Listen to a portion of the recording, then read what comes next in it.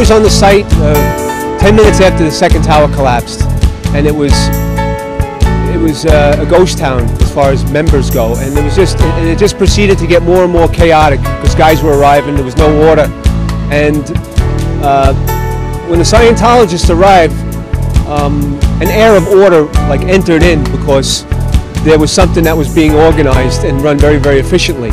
What I witnessed with the Scientology ministers, I have not ever witnessed with any of the other organizations such as American Red Cross, Salvation Army, and even the fire department in the beginning, as far as their ambulance personnel, they were not available.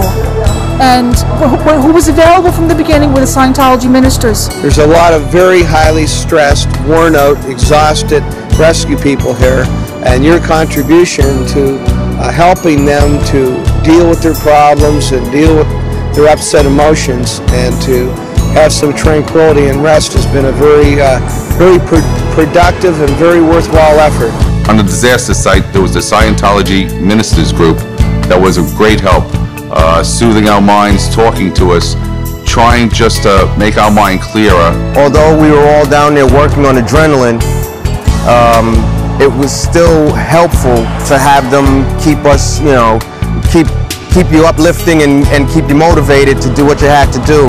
From the nervousest, what I did was after this was done at the site of the World Trade Center, I took the booklet home and I sat down with my wife and I had her, performing on me, and what it seemed to do by her doing that, it also made me relax, and we try to do it on a daily basis. We kind of get a lot of the credit, but I think a lot of the credit has to go to the people on the outskirts, such as the Scientology minister, volunteers and such that provided us with comfort while we were down there at a time when we needed it, probably more than most people understand or realize. Well, I just want to say thank you.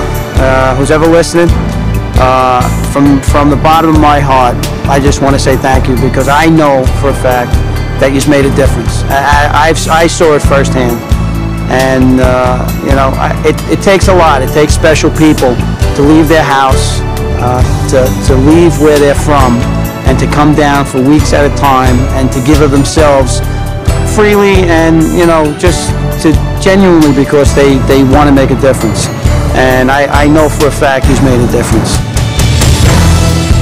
In a crisis such as we had at that time, it was a wonderful thing to suddenly see, almost as it were, spontaneous people like the Scientology volunteer ministers appearing as if out of nowhere. There they were to plug the gap, and they did it very nobly and did it very, very well. It was very positive work. It was thinking the physical as well as the spiritual needs of the people and the emergency workers who were coping with intolerable conditions. By administering to them, that person was able to stand up and go forward. Even just to briefly talk to and to break up that part of the day, just for that moment or so, was very encouraging. They acted as a really valuable part of the community, and they came and they assisted the police, who were doing a valuable, difficult job at a time when they needed it most. They give that human touch wherever it's needed, whenever it's needed, and that in itself is a powerful testimony to their work and the work of L. Ron Hubbard. If the whole world could grasp that kindness to their brothers, to humanity, then I think we'll have a better world.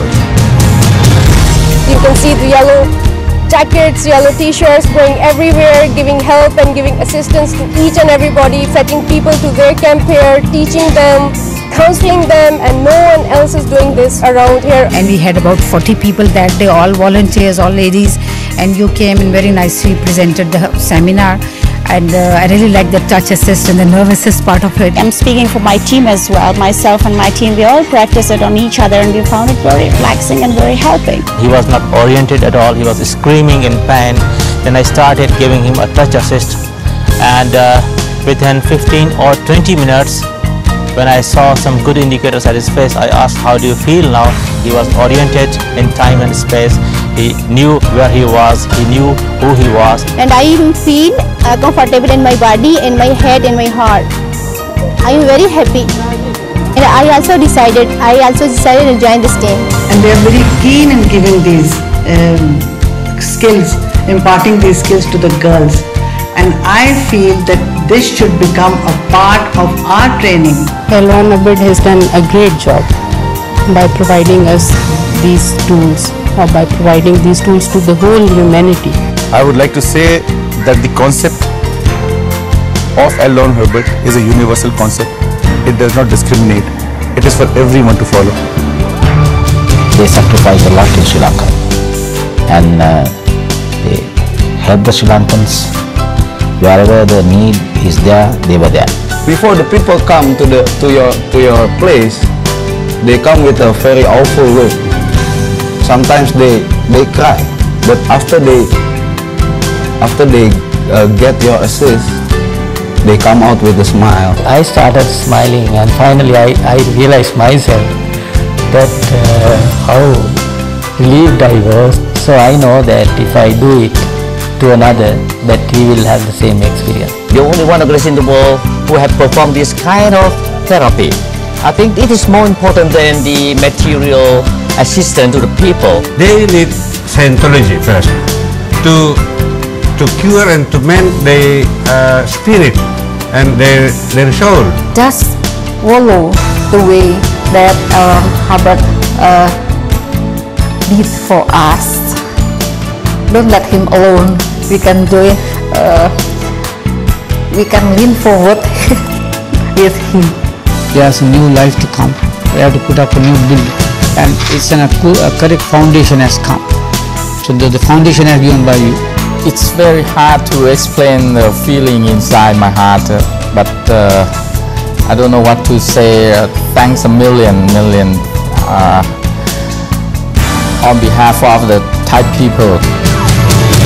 You guys arrived and came to our age over to Calvary. It's kind of like wagon train being surrounded by the Indians with the rope, and then you hear that horn from the Calvary. And you guys came in, and then all of our despair disappeared. People just needed to talk, and I have yet to see a Scientology volunteer walk away from someone who wanted to talk. That's invaluable. You can't replace that with any program. They were the only people that were assisting us.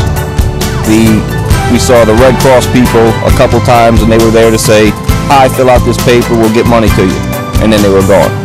Scientology people were there 24 hours a day for us. Whatever we needed, whether it was counseling, whether somebody to talk to, whether it was service in the community, they were available. The ministers were able to offer something that we, the community, could not. We could not have kept these shelters open without them. It kind of got to where, where's the yellow shirts? Everyone was looking, where's the yellow shirts? And so that's kind of how we went, you know, you needed something. There was no job too big or too small. For me, it's just the caring and the giving and the continual giving is something that, you know, when are they going to get tired? They've touched so many people's hearts. They went to everybody. They didn't go just to a courthouse.